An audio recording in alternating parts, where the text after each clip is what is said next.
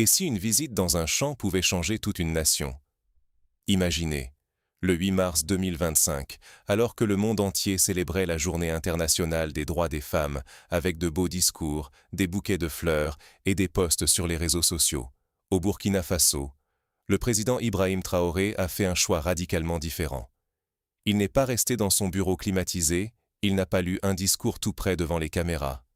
Non, il s'est déplacé, physiquement, pour aller à la rencontre des femmes agricultrices de Zongo, dans la commune de Lumbela.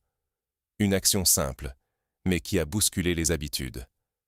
Ce jour-là, pendant que d'autres tenaient de grandes conférences, lui s'est retrouvé les pieds dans la terre, au contact direct de celles qui nourrissent le pays.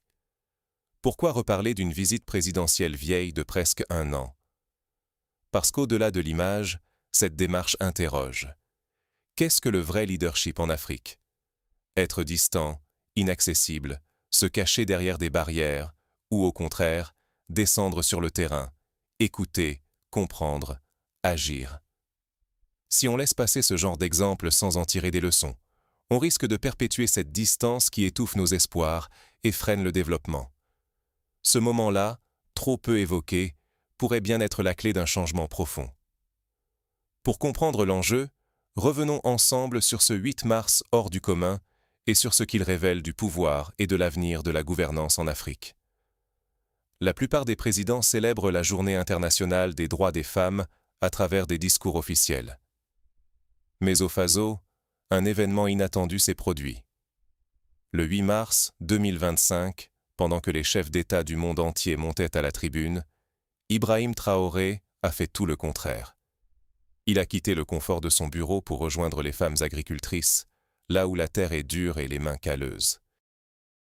Imaginez la scène. Ces femmes, levées avant l'aube, penchées sur leur culture, voient soudain apparaître le président. Pas en costume strict, pas entouré de gardes et de caméras, mais debout à leur côté, prêt à écouter vraiment. Il ne se contente pas de serrer des mains ou de prononcer un discours protocolaire. Il leur parle en langue locale, le mouré. Ce n'est pas un détail. C'est le pouvoir qui descend vers la réalité du peuple, qui fait tomber les barrières et montre qu'il veut comprendre, pas seulement gouverner de loin. Dans un continent où le protocole et la distance entre dirigeants et citoyens semblent parfois indépassables, ce simple geste bouleverse les codes. Il pose une question simple mais essentielle.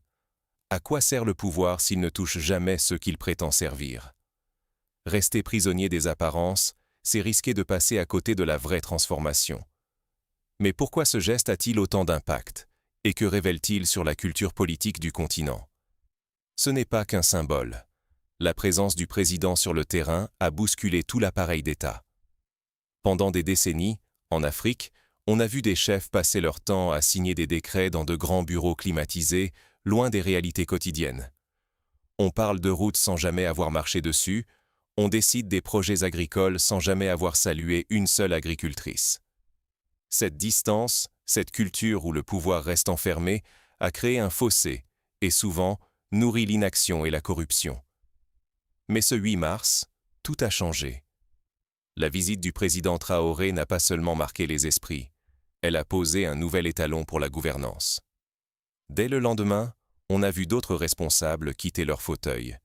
Ministres, directeurs, préfets, tous soudainement conscients que le terrain, ce n'est plus seulement pour les photos ou les cérémonies.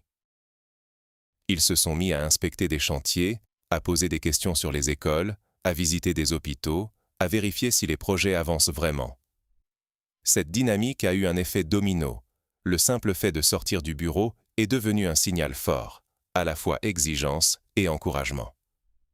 Pour les fonctionnaires, plus question de bâcler le travail en pensant que personne ne viendra vérifier.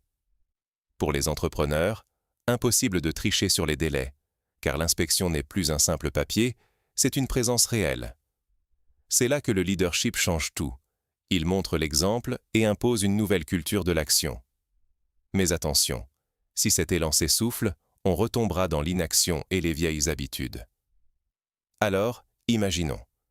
Et si cette dynamique gagnait toute l'Afrique, que pourrions-nous devenir? Imaginez une Afrique où la présence sur le terrain devient la norme pour tous les dirigeants.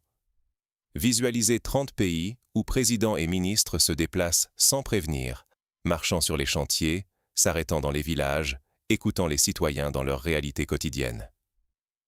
Imaginez des entrepreneurs incapables de tricher, parce que le contrôle ne se fait plus sur du papier, mais par des visites réelles.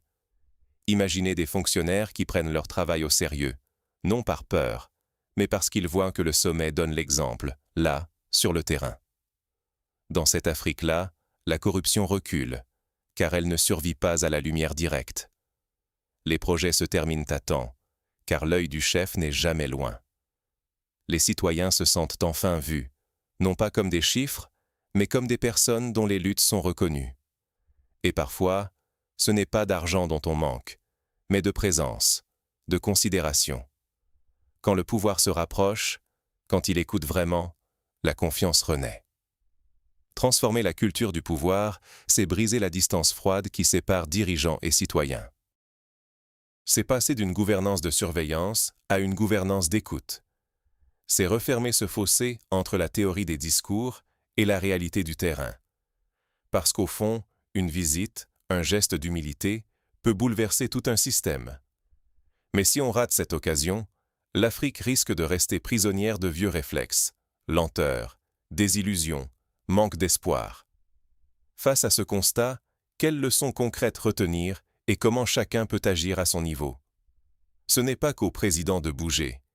Et si nous exigions tous cette proximité, partout? Parce qu'au fond, une visite, ce n'est pas qu'un symbole. Ça peut bousculer des habitudes, donner une nouvelle direction à toute une institution. Quand un dirigeant quitte ses bureaux pour venir sur le terrain, il ne fait pas qu'écouter des doléances. Il crée une nouvelle culture de responsabilité, il montre que tout le monde doit rendre des comptes, pas seulement en haut, mais à chaque échelon. Et ce n'est pas réservé aux chefs d'État. Chacun de nous peut demander cette présence réelle, valoriser le concret et refuser la gouvernance distante. Si nous restons spectateurs, si nous acceptons que nos dirigeants pilotent tout depuis leur fauteuil, alors on renonce à notre voix, on accepte qu'ils ne voient jamais la réalité de notre quotidien.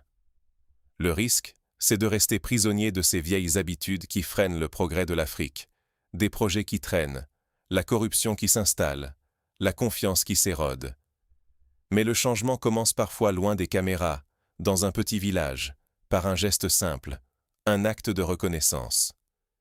Et si, la prochaine fois, c'était nous qui demandions à nos responsables de venir constater, d'écouter, de comprendre? Posez-vous la question. Vos dirigeants ont-ils déjà fait ce pas? Sinon, pourquoi continuer à l'accepter? Avant de conclure, posez-vous la question. Quel leadership voulons-nous construire ensemble? Votre voix compte pour bâtir une nouvelle Afrique. Si nous restons silencieux, les vieux schémas continueront sans être remis en question. L'exemple du président Traoré nous montre qu'un geste simple peut transformer la gouvernance. Descendre sur le terrain, partager le quotidien du peuple, c'est là que naît la confiance. Imaginez si 30 dirigeants africains faisaient de même. L'Afrique ne parlerait plus seulement de développement, elle le vivrait au quotidien. Alors, dites-moi en commentaire. Avez-vous déjà vu un dirigeant surprendre ainsi ses citoyens? Partagez votre avis, débattons, construisons ensemble une Afrique où l'action l'emporte sur les discours.